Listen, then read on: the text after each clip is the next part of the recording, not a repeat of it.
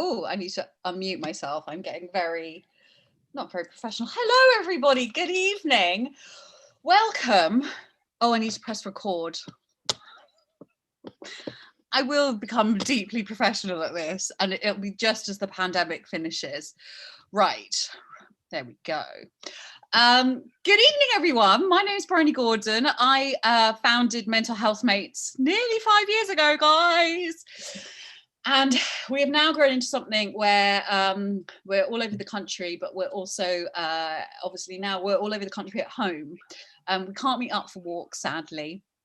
So we wanted to do Mental Health Mates at home, where each month we talk to a different guest to help, connect us all, keep us all connected at this really difficult time. And I don't know about you, but now more than ever, I need that connection.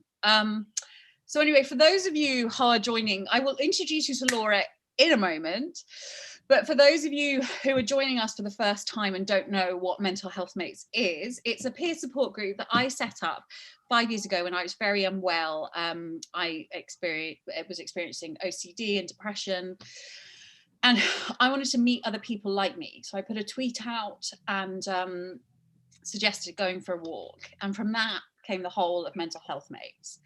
And now all around the country, we have amazing Mental Health Mates walk leaders who go out in their community and create their own little Mental Health Mates groups in their communities, so they can walk and talk without fear of judgment. And it's all about peer support and connection.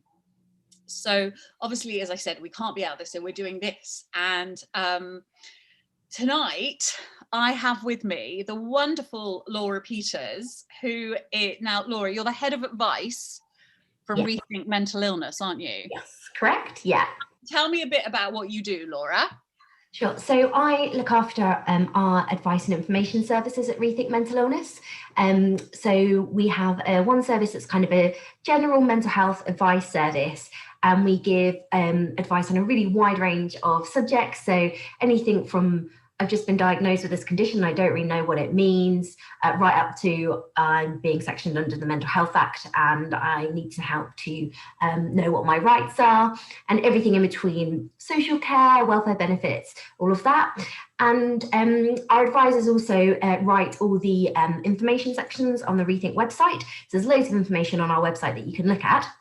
And what we make sure that we do is, the reason we have our advisors who are speaking to people every day on the phone and via email, is that we make sure that the questions kind of we're getting through from the advice line, we're putting onto the website, and we're making sure that the information is really relevant to people with mental illness.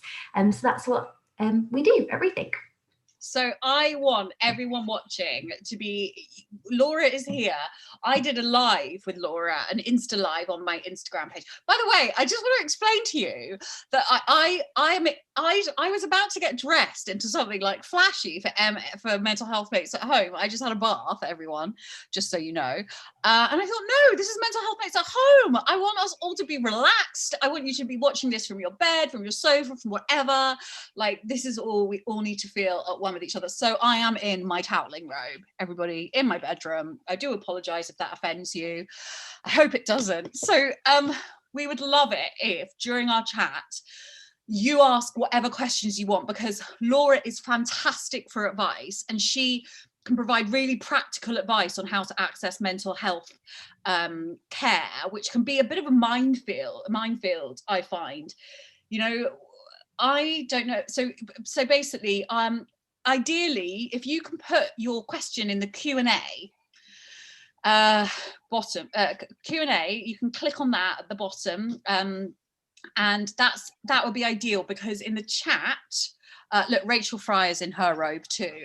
Anyone else in your robe, put your hands up now, let us know. Oh, look, Effie Kingman, bath and dressing gown. Yes, I'd love it. Is there anyone actually in their bath right now watching? Because you win. Don't drop the laptop in the bath. So anyway, if you have questions for Laura, or for me, but more likely for Laura, she's the professional, she can answer them. Please ask them in the Q&A, because what they do is they don't get lost there, whereas in chat they can get like buried.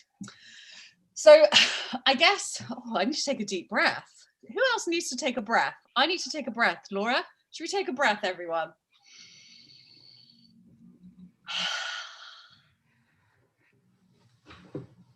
I've had a bit of a day. I think most people are having days at the moment. I needed to I felt like I just vomited out everything there. And I was like, I need to just stop and breathe here and take a bit of my own advice.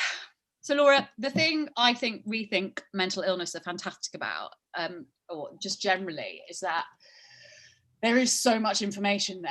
And I really believe that the more informed we are about mental illness and also about the systems that are in place to help, the more able we are to improve access. And, you know, I think we hear a lot about how bad mental health provision is in the UK, and it's not great. And that is that's not a criticism at all of the people working tirelessly in mental health. It's more a criticism of the government who don't fund these things well enough. So I guess what I also think is that it's important we keep mentioning this and we keep talking about the lack of provision. But if you're in crisis right now, if someone is sitting at home watching this right now, to hear that mental health provision is shoddy isn't actually that helpful, right? Yeah. And we do know there is mental health provision out there.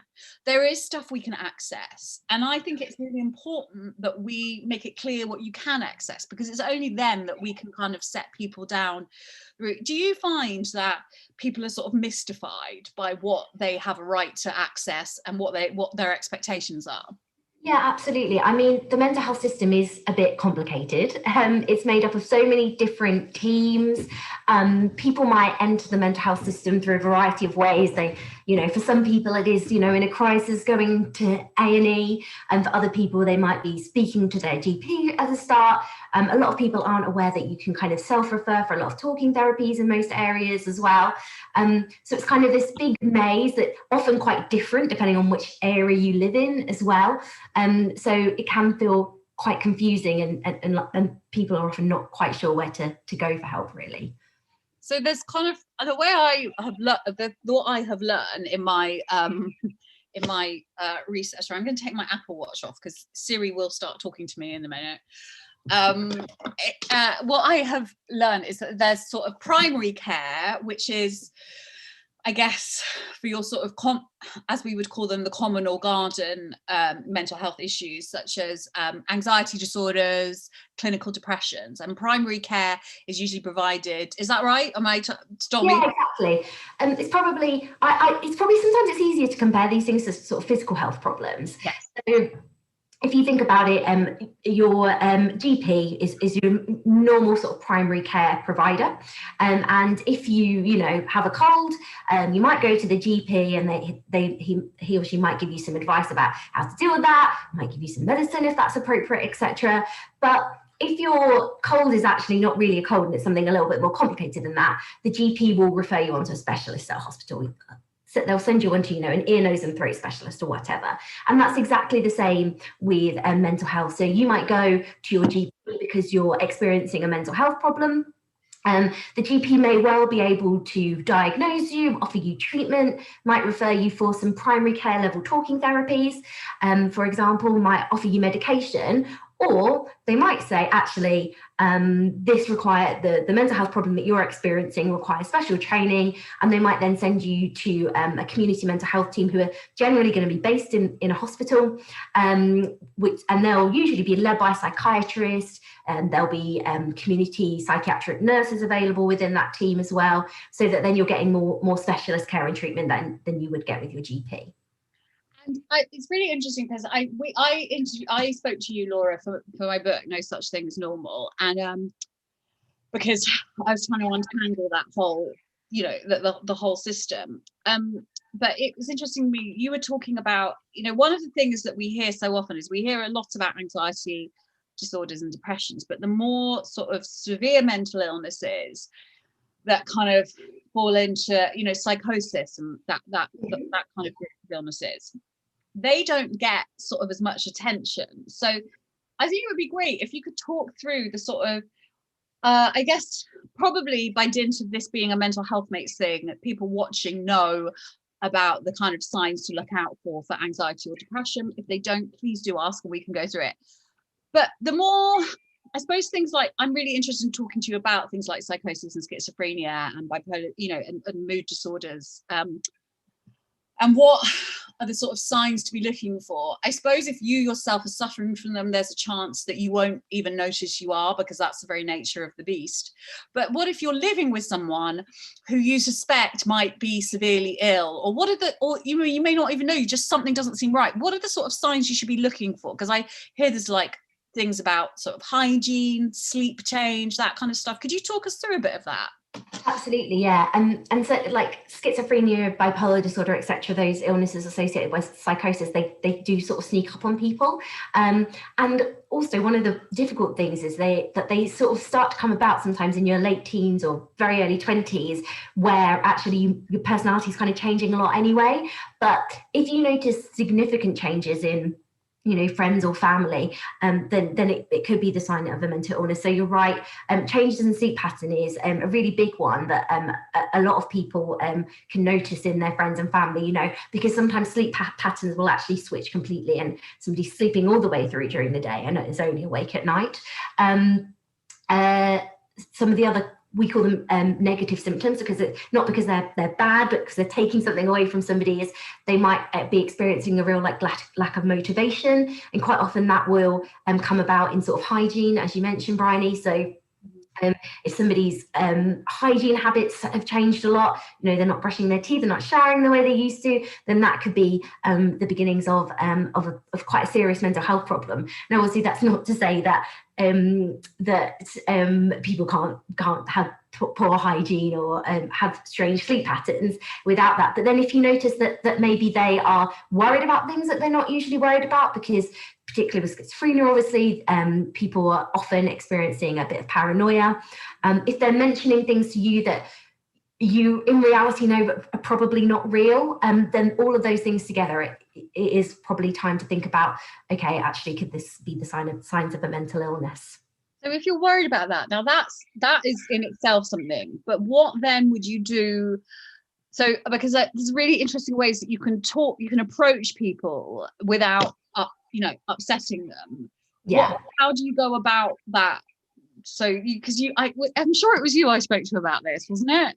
Yeah, so it can be like a lot of people, particularly when they're first developing a mental illness, might not have a good insight into the fact they're becoming unwell. And also for some people, once they've had a period of illness and become well again, and then they're getting unwell again, they might struggle to see that they're becoming unwell. So one of the things that you should always try and have an open conversation and say, I've noticed these things about your behavior and I'm worried about you.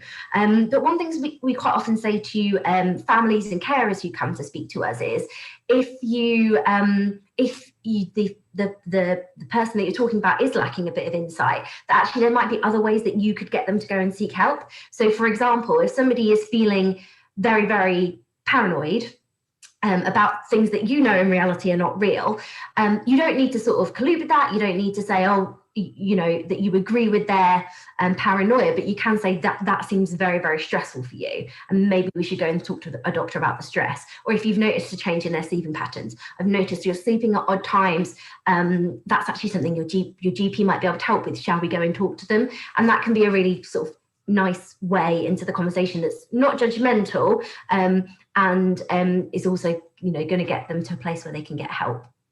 And you yourself can go to your GP and ask about psychosis, about schizophrenia and serious mental illness, even if it is for someone else. Obviously, they can't.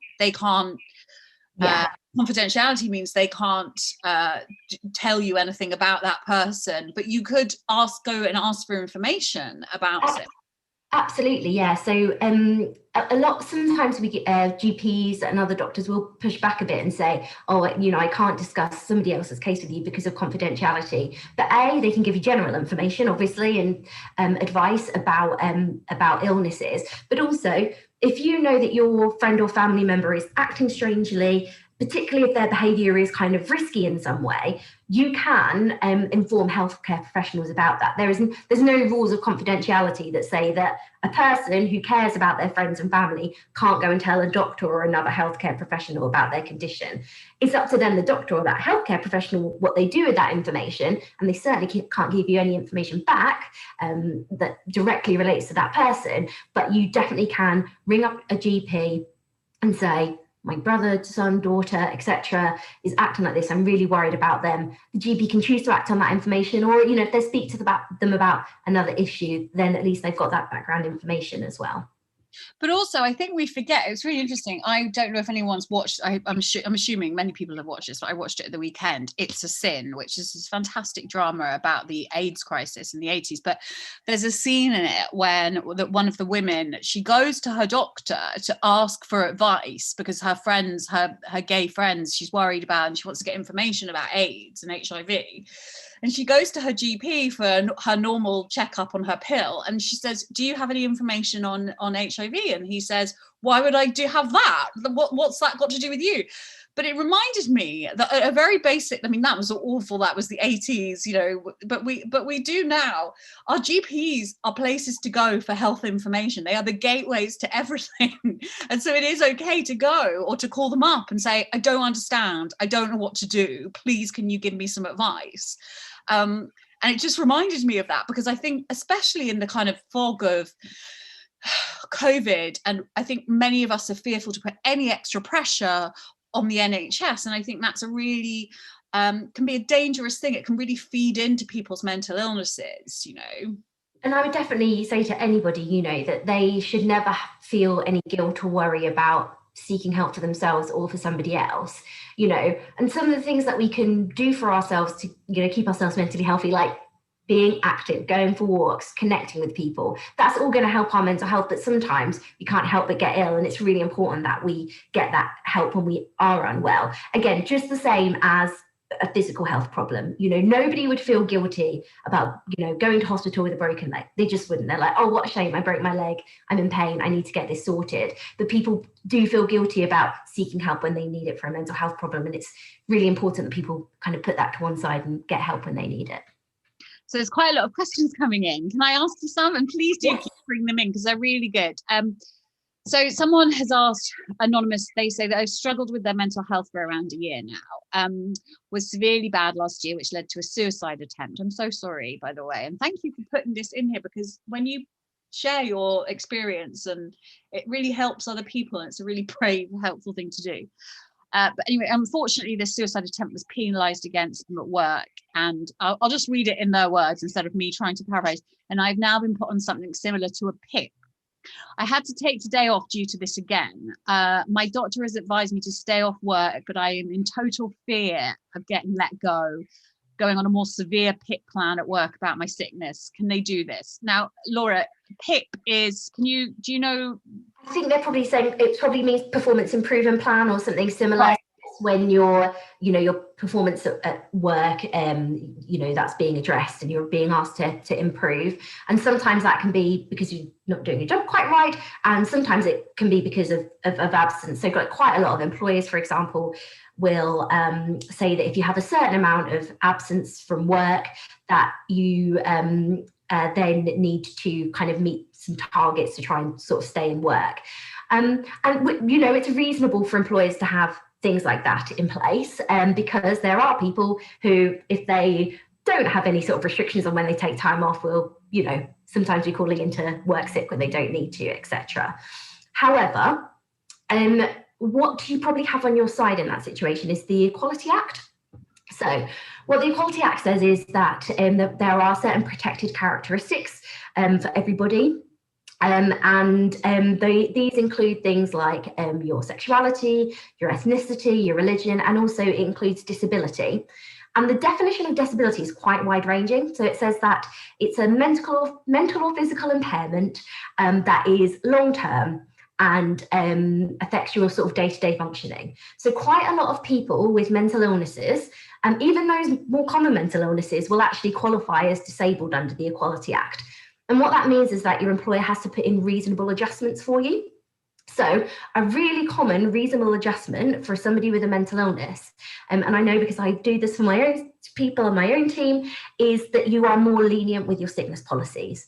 So, for example, if your employer's sickness policy says that if you have 10 absences in a year, we're going to put you on a performance improvement plan and you've got to try and reduce that to 5, you can say, as a person with a mental illness, I am more likely to be off work more often. And therefore, I don't think I should be subject to the same rules as other people. And ask them to make that reasonable adjustment. And it's really important, I think, to use those words, reasonable adjustment, because that's what it says in the law.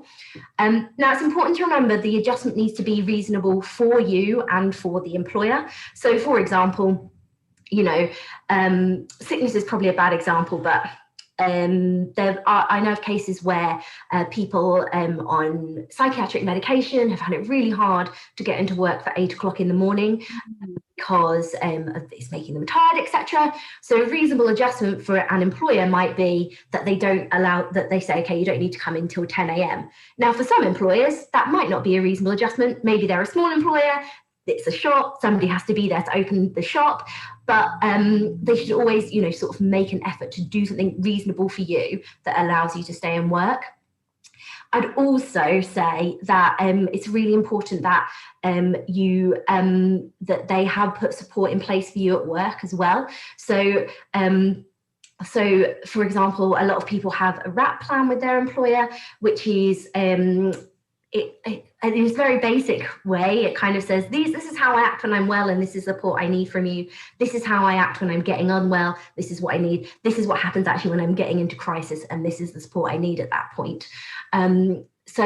Discussing options like that. I mean, this might feel like a bit of a late stage to do that, but options like that could work as well if you manage to get back onto sort of almost like a good relationship with your employer, because I know that being on sort of a performance improvement plan can feel stressful, and maybe even the relationship starts to break down.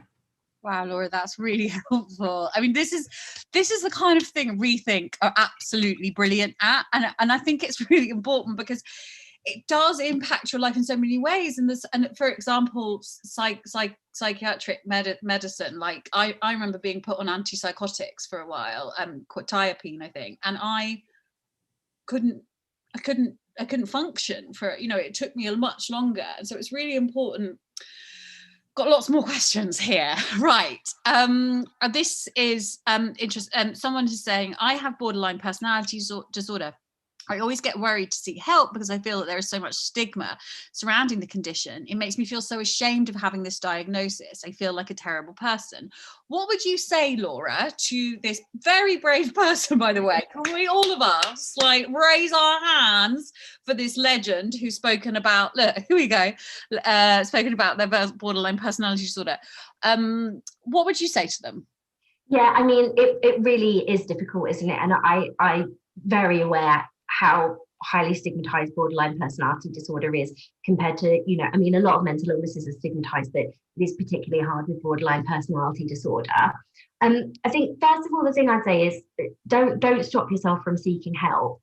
But probably I hope that you're getting some kind of therapy, or if you're not, you do need to push that, because that's what's really needed for borderline personality disorder.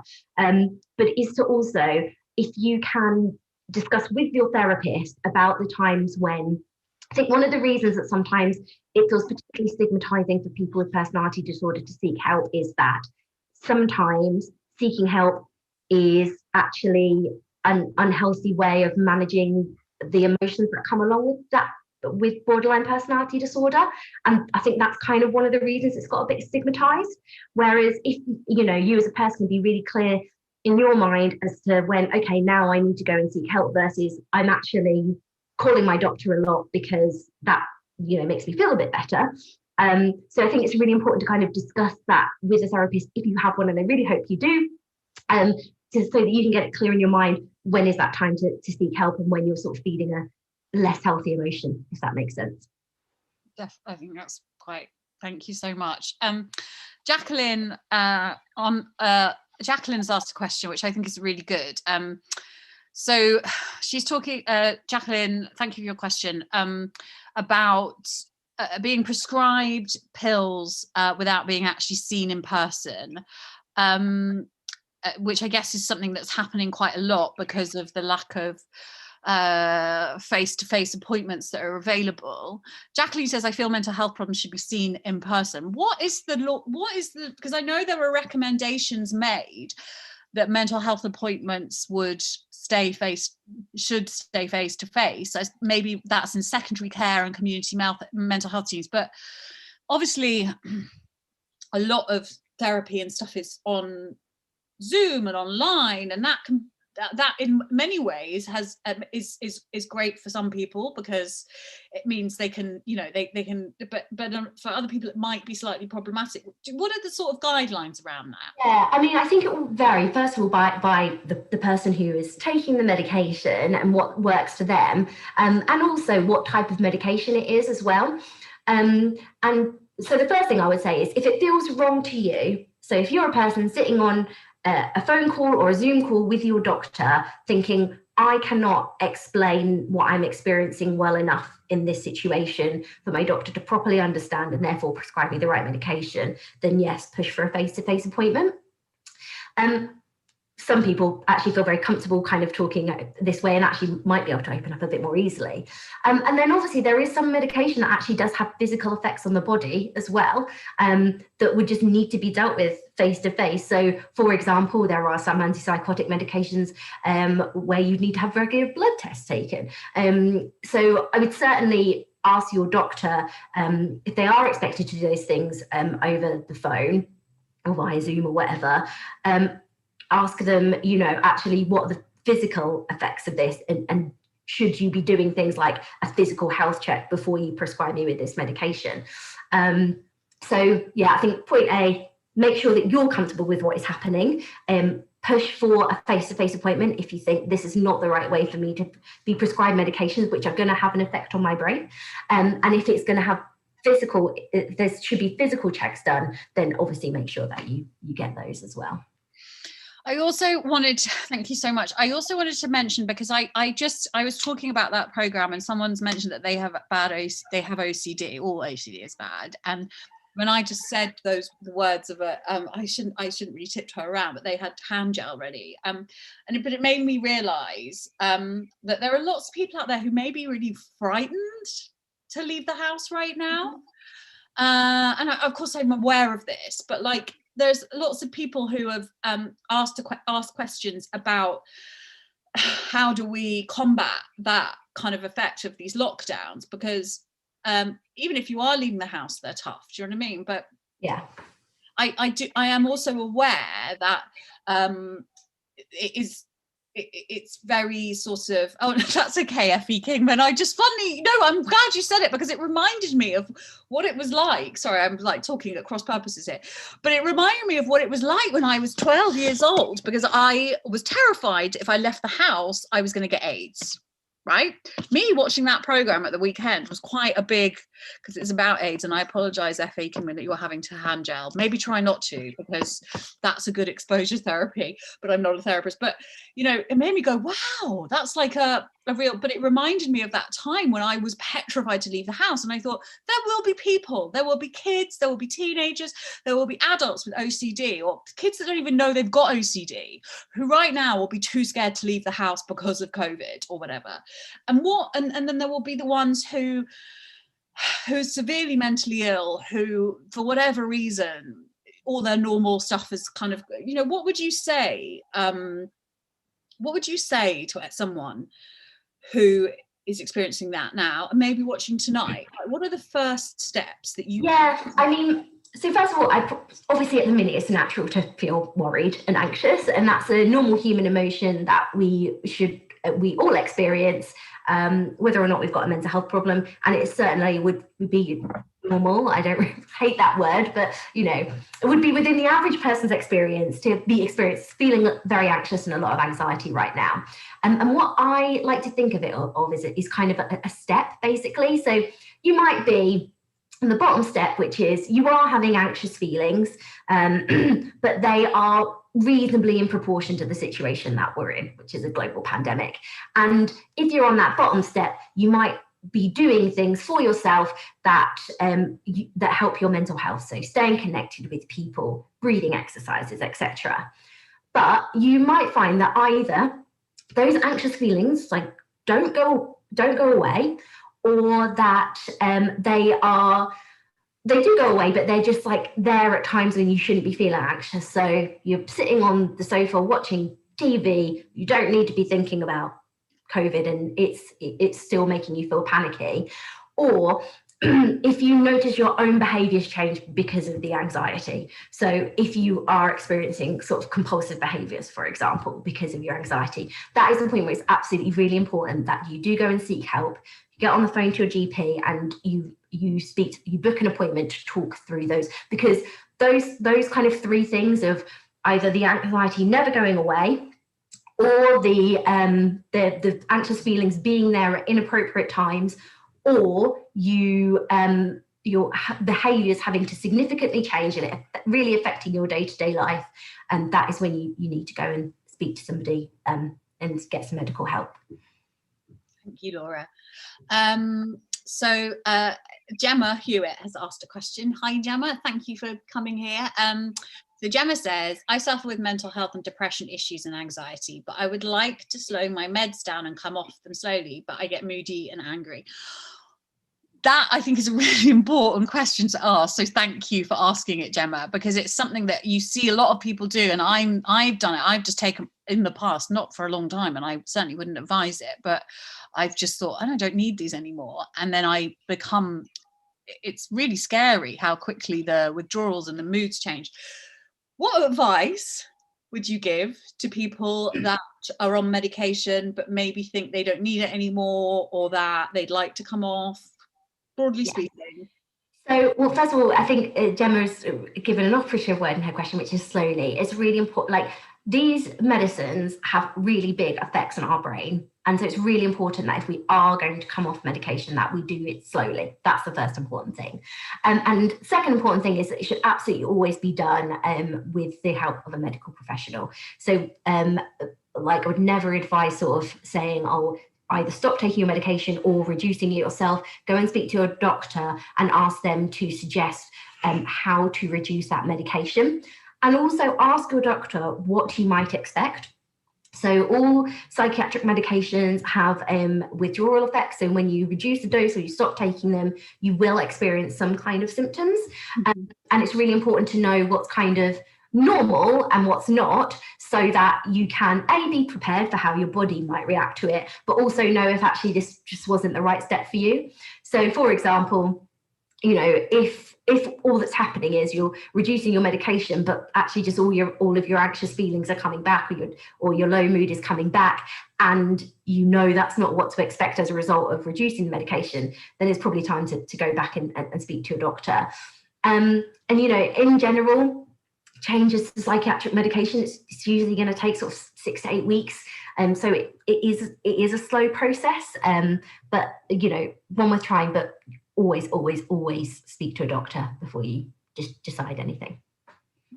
I would agree. There's nothing worse than withdrawing from, I mean, I'm sure there's many things that are worse than withdrawing from medication, but it's not something to be taken lightly. Right, Catherine Marshall asks a question. This is a genuine Q&A tonight, because you are so useful, Laura. I wish there could be one of you in everybody's house at all times, or the government could clone you and put you into places. Catherine says, I suffer with generalized anxiety disorder compounded by menopausal anxiety. Oh, Catherine, can we talk about this? I think my biggest challenge is accepting that I have a mental health disorder, and I often try and run away from it. Catherine used to drink heavily, but stopped nearly 2 years ago. Well done, Catherine. What advice would you give to help me accept it, as I know acceptance is so key to recovery? That's a really hard one. It sounds also, I feel like it sounds, Catherine, like you are accepting it. Like the very fact, like the knowledge is I always think the awareness is, you have awareness first and then you get to the acceptance. Absolutely. And again, you know, I keep coming back to this, like, compare it to a physical illness, right? Because sometimes that is easier to picture. To think about, okay, if you did have a cold or you were feeling particularly tired, for example, you would do things that would help yourself. You would get better sleep if you're feeling tired. You would maybe get some more vitamin C if you had a bit of a cold, and you would hope that those things went away by themselves, and that your body would recover. And it is okay to do those things with mental illnesses as well. It is okay to be sitting at home thinking, gosh, I know I feel really anxious, and I think that's brilliant that you can recognize that in yourself, and you can think about the things that you can do to help yourself in that situation. But if you are finding that it's really affecting your day-to-day life, and you can't participate in things that you enjoy, and things like that, then it is really important to accept it and seek some help. But I think the acceptance of it is probably a really kind of hard personal question that I'm not sure I could quite answer. But I think that I think gosh, so many questions coming in now. Let's just go through them because they're brilliant, and thank you everyone for asking these questions. Aisha Rowlandson, I do apologize if I pronounced your name wrong, says, I've ridden the wave of mental health illness for a long time and have a list of diagnoses. I also have 4 previous suicide attempts. I've just been told that my emotional skills group, a follow-on group from 11-week program, has a 14 to 18 month waiting list with no help from the NHS in between, including no medication review or any kind of monitoring. If I go into crisis, it relies on me to refer myself to the GP. It feels a little like I've been left in the lurch. All I get told is to go on apps. I'm lucky enough that my private therapist reduces her prices for me, otherwise I wouldn't survive. But what would happen if I could no longer afford that? Very good question. Laura, what would you advise? Yeah. So first of all, the way that mental health services are funded varies from area to area. So unfortunately, some areas are a lot better funded than others.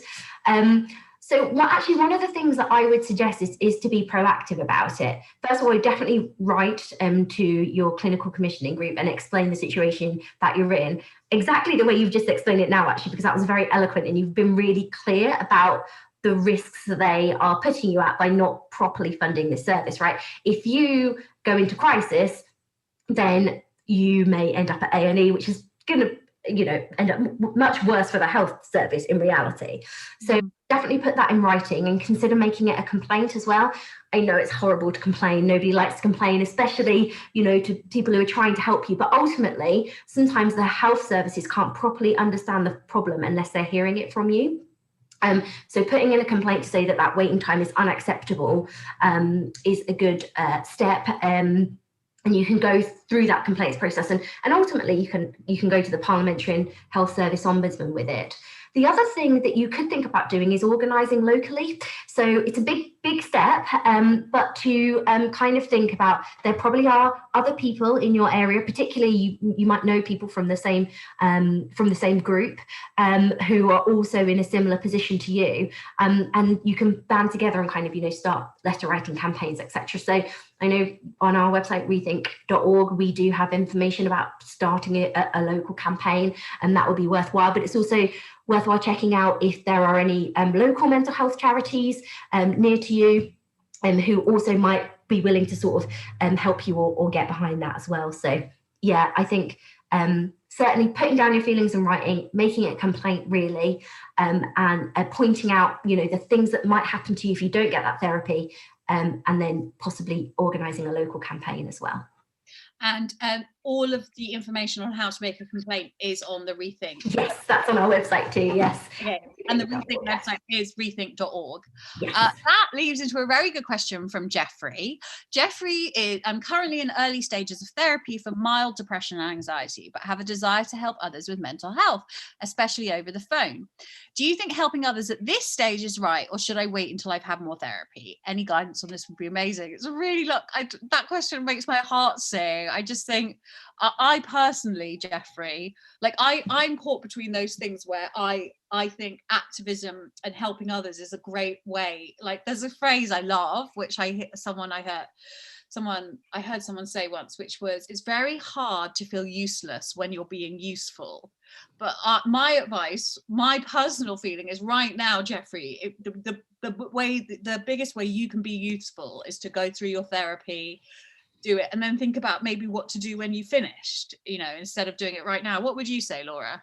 Yeah, so I mean, first of all, making having a goal in mind can be a really useful part of therapy, particularly CBT, to say, I know that I will feel kind of recovered when I feel ready to take a step, volunteering for an organisation providing support to other people. But what I would also suggest is maybe do kind of explore what's available in terms of volunteering opportunities, because actually you might look at the opportunities and think, actually, do you know what? This isn't right for me at the minute. I couldn't, be on the phone at 10 o'clock tonight at night with somebody talking about their feelings. Or you might see volunteering opportunities where it's, sitting in a crisis cafe, having a cup of tea with somebody, which might actually feel much more doable with how you're feeling at the minute. So I don't think it would hurt to look at what the opportunities are and kind of explore, actually do a bit of a thought experiment to see if you can see yourself in those positions, and speak to the organisations as well. So at Rethink, we have a volunteering program on our advice line. It's practical advice, not emotional support. But it's really important for us that we have people with lived experience of mental illness in our staff team and our volunteer team. And we talk to them about what is and isn't right for them. If somebody is feeling particularly anxious about, for example, the phone, we don't expect people to speak on the phone to people. We expect them to help them via email. So there'd usually be options as well for a lot of organisations, and also they'll be able to advise you to say, maybe not, you've told us about how you're feeling and that seems like too big of a step, or they might say, actually, what you're bringing is really useful. So I think exploring the options is the best thing. And also, I would say that you don't have to volunteer within mental health services. Like, if you want to help others, there are, and off the top of my head, I can't remember, but there are a couple of fantastic websites, volunteering websites. DoIt.org is DoIt.org, that's it. And that will show you in your area what's available and throughout. And it could be things like gardening clubs that need help, or Jeffrey, you might be Age UK. There we go. You might be a fantastic photographer. There may be a charity that needs those skills. So there's a million different ways we can all help. And one of the best ways, I think, that people can do, just at home, you don't have to be a multi-millionaire philanthropist to change the world. You can just ask someone if they want a cup of tea. Do you know what I mean? And that could change someone else's work, because they could be like, oh yeah, or just like that, how are you? Do you want to have a chat? Do you want to go for a walk? There are loads of little ways we can help out without having to overwhelm ourselves as well. And I think that's really important when you're having therapy. Don't overwhelm yourself. And I say that as someone who is currently in treatment for something, for binge eating disorder, and I have overwhelmed myself. And guess what? Well, you can guess. It doesn't, you need to focus on you at the moment, yeah, because you're the most important thing, Jeffrey. And we quite often say you can't pour from an empty cup. So you can't pour from an empty cup. Thank you, Laura. And Joe F has asked for the website. It's doit.org. Yeah, I think it's do-it.org. I think. But if you Google doit.org, you will find it. Right. Gosh. Okay, here's a really good question. Well, they're all really good questions. I don't want to say one. So an anonymous attendee says, hi, my friend who I've bubbled with is really suffering with their anxiety right now, to the point where they have to stop when we're on a walk because they're too overwhelmed, and sometimes go days without eating because they feel too sick. I myself was diagnosed with anxiety and OCD 10 years ago, and was in a very bad place. I've now got it at a fairly manageable level, and I'm trying to help them through their problems because I understand how they're feeling, but I can feel my own mental health slipping because of this. What would you advise? Yeah, it's difficult, isn't it? Especially when you're bubbling with somebody, because probably my first piece of advice would be to kind of share the load, but I know that is less realistic at the minute, because you might be the only person that your friend has physical interactions with. So it is really difficult.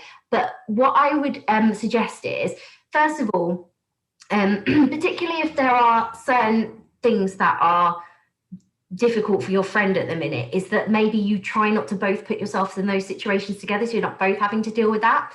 So for example, you know, if your friend is feeling very, very anxious and overwhelmed on a walk and can't continue, then maybe it's best to not necessarily not start the walk, but do something else together that is that's really good for mental health. So, you know, breathing exercises are brilliant for anxiety. There's loads that are free on YouTube. Sit together and do some breathing exercises, which would be good for your mental health and good for their mental health as well. But where you can, I really would suggest sharing the load. So kind of sensitively talking to your friend that you're worried about them and you want to check that they've got like a good support network around them, even if it's people on the phone or over Zoom or whatever, and also rely on the things that you normally rely on to look after yourself as well. So making sure that you have a good support network, that you are doing things that are good for your mental health, like eating well and being active, and that you are making sure that you're taking time to do things that you enjoy yourself every day. I think that's really important. I think definitely in lockdown, and there's a lot of people have asked about how lockdown affects mental health. And I think, you know, all of our normal connections and coping mechanisms and ways that we might try and enjoy life, heaven forbid, have gone. And that has a huge effect on mental health. And I have a theory, which I'm becoming more and more convinced of, is that if your needs are not being met, you can't cope with what life throws at you.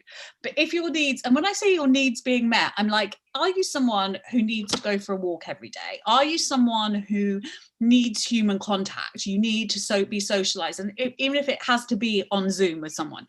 Are you someone who, there's all different ways of having your needs met. And but what happens is when we get busy or overwhelmed, and there's a lot of people out there right now who are, or maybe even the complete opposite, maybe we've lost our jobs or we've been furloughed and we suddenly don't have anything in our lives. We can go, but there are ways, and you know, we can stop doing that. And then what happens if we don't get our needs met, life becomes very difficult to deal with, I think. And so I think it's really important, and I sort of, this is just something I do, and I have had to really be strict with myself about doing, is I have created a sort of tick box list of things that it's almost like signs that I know, that the key signs that I'm almost relapsing, like relapse drift, I think we called it in rehab. But like, what are the things? Like, am I forgetting to plan my food? Am I not doing exercise? Am I not going to AA meetings? Am I, you know, there's lots of little things. Am I texting people that are toxic? Do you know what I mean? And getting into conversation, or am I looking for, you know, am I getting into fights on Twitter? Not that I've done that for about 100 years, but these are all signs that I need to go to my other list, which is what are the things I do that help my head. And that's like, go for a run with my friend, go to an AA meeting, you know, read a book. And I think when you have that, sometimes I do just need to live by tick box living. It's like, am I doing these things? Then I need to do those things, and vice versa. Do you know what I mean? And I think that's, I don't even know how I've, you know, that I find is important, especially if you're bubbling with someone and you're not getting your space from them, or they're completely reliant on you. You do need to look after yourself to be able to look after someone else. It's that classic oxygen mask analogy on a plane, when they say you've got to put your oxygen mask on before you put it on your child. You think, what? No, the child has to, but if you can't breathe, you can't put it on anyone. So I think I've made my point. Gosh, it's 7:20 already. Someone makes a very good point. I'd love to see more support out there for those who are supporting others with mental health issues, especially supporting an elderly parent with depression and anxiety who's not open to modern methods of treatment. Tell me, what advice would you give to someone? Because there's another question, which is, how do I try and help someone who doesn't want help? But how do we support like the care, you know, care for the carers? Are there any organisations out there? And indeed, will Rethink Mental Illness help you? What would you advise? So I will say, first of all, Rethink actually began as a carers organisation. So we have got carers at our heart. And actually, so on our advice line, like roughly like 60% of our calls are from carers and friends and family members. Only 40% really are from people who actually are experiencing the mental illness themselves. That's not to say that those carers don't also have mental health problems, because often they do, because it is a hard job caring for them. But we do have the Carers Hub on our website with lots of information about what carers are, how to look after yourself, but also what you're entitled to as well. You know, people don't often realise that if you're a carer of somebody who kind of requires like social care, then actually as a carer you can also get social care as well. And it might be things like having respite from the caring, it might be things like participating in a class, etc. So it's definitely always worth checking out your rights as a carer, and that is on our website, rethink.org. But Carers UK as well are a brilliant charity specifically for carers, not just for carers of people with mental illness, but all different illnesses. And I believe that they have sort of a forum as well, where you can get sort of peer support from other carers. And I would certainly advise that, and Rethink's got quite a few of these, is that if you are caring for somebody with a mental illness, if you can find one local to you, a support group for other carers of people with mental illness is invaluable. It's one of the first things that I always advise people who are just at the start of their caring journey, because talking to other people who understand, you know, some of the frustrations of that role, the difficulties that you go through, and also like learning about the things that have worked for other people as well, is really helpful. So if there is a local support group for carers of people with mental illness local to you, I'd definitely suggest that. On the Rethink website, we've got a list of groups. If there isn't one in your area, obviously you could consider starting one as well. So. And at that point, I should mention mental health mates, and Yes. have these groups all over the country, but obviously they're all on Zoom at the moment. So if you go to our website, www.mentalhealthmates.com, there's a list of all the Zooms, and there is peer support. And there's a lot of carers who, you know, so I'm going to do a couple more questions, and then I think everyone needs to go and have their dinner, relax, wind down, all of that stuff. I need to get not dressed, but into my pajamas. Someone asks, okay, they in lockdown their anxiety is spiraling, and I'm experiencing both physical and mental symptoms. I'm having more counselling and waiting to register with a new doctor, but is there a helpline or resource I can call when I'm having an anxious episode which I can't get under control? Yeah, so actually, because sort of any emotional support helpline would be able to help you with that actually, and can talk you through an anxious episode and how you're feeling. So, you know, for example, the Samaritans, brilliant emotional support. Some people could sort of associate them quite heavily with kind of people experiencing suicidal thoughts, but actually they will talk you through any situation. So you can try the Samaritans. There's Sane Line. There's Calm, who are specifically for men as well, and a lot of local emotional support helplines. Oh, Shout as well. Thank you. Text out to 85258. That's the crisis text. So if you don't actually feel able to chat to someone on the phone, someone will text you back. And yeah, there's quite often a local sort of emotional support helpline commissioned in different areas as well. So it's always worth Googling like emotional support helpline, and then, you know, the area that you live in, as that might throw up some results too. Also, in the first lockdown, all of the NHS trusts in England, they set up mental health crises lines, which I believe are for similar things. And that is, you do just Google mental health crisis line NHS, and it will take you to a page where you can search for your local one. And that's quite a useful thing. I don't think people don't really know about that. I'm like, why are the government not publicizing this? Because then they have to properly invest in it. Right, now it's not really a question, but I want to read this out because I want Carly to know that my heart goes out to her, and I'm sure everyone else in this webinar, that sounds really like formal, but this mental health at home event do. Carly says, I suffer from depression and borderline personality disorder. I've also suffered from anorexia and bulimia for over 25 years, and I'm losing hope that I can be okay. Please, any advice? Thank you. I want Carly to know that, like, that so often, like, when we don't have proper treatment of mental illness, it can balloon into other mental illness, and it gets bigger and bigger, and then we can feel really defined by it, and like we're really far away from getting help. But I mean, personally, I would say that, Carly, you are a wonderful human who has a brain that has misfired, and you haven't been given the help that you should have been given, and that humans should have, and unfortunately in this country at the moment and historically haven't. So this is not your fault.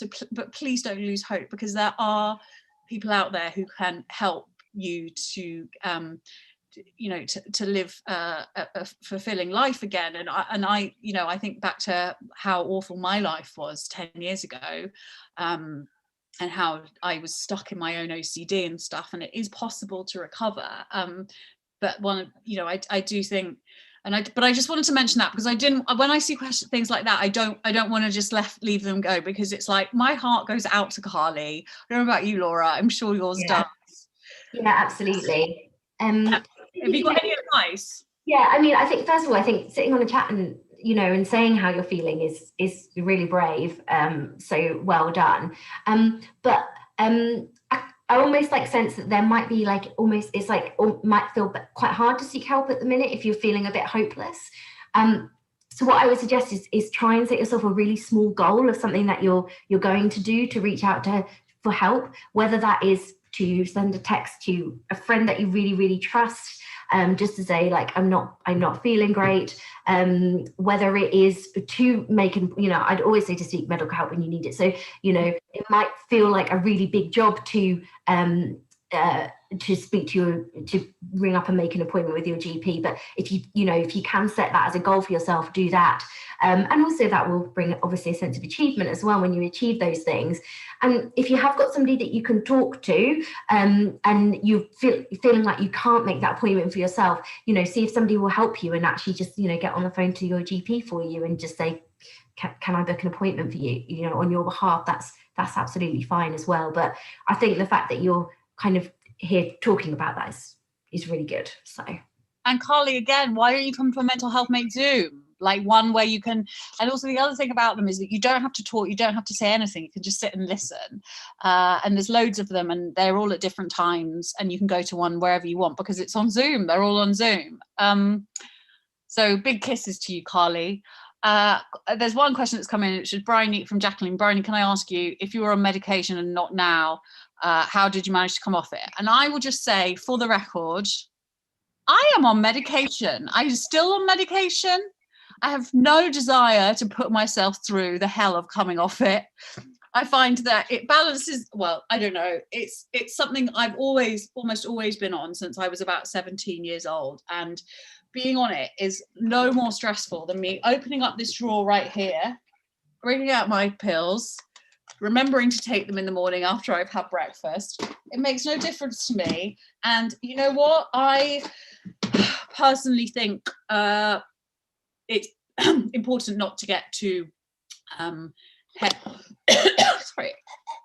It's important not to get too het up about being on medication. I'm very open about that. And it doesn't make me, it doesn't affect my physical health, I don't think, in any way, shape or form. I can cry, I can laugh, I can do all of that.